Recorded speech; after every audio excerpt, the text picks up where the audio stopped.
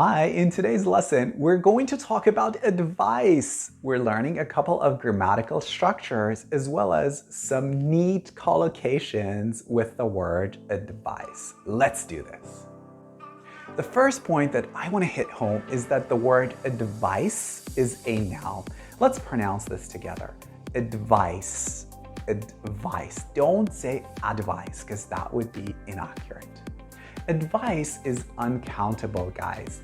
So you must say, I heard some good advice, or I heard a piece of good advice.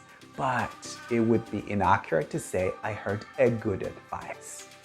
The word advise, which is spelled with an S and has a Z sound at the end, is the verb.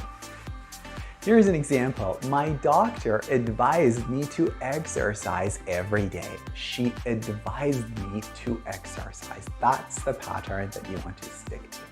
Now let's talk about a couple of adjectives that go with the word advice. When I went to see my dentist 2 months ago, she harangued me about how I should invest in cryptocurrency.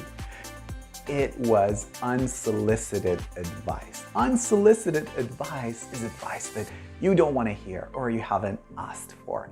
Unsolicited, unsolicited.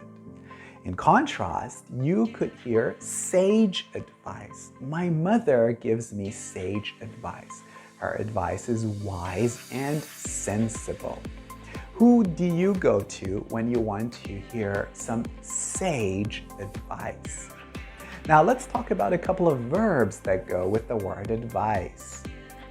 Do you heed your parents' advice? To heed someone's advice. I love this phrase. It means to listen to what they have to say, to take that piece of advice on board, to heed someone's advice.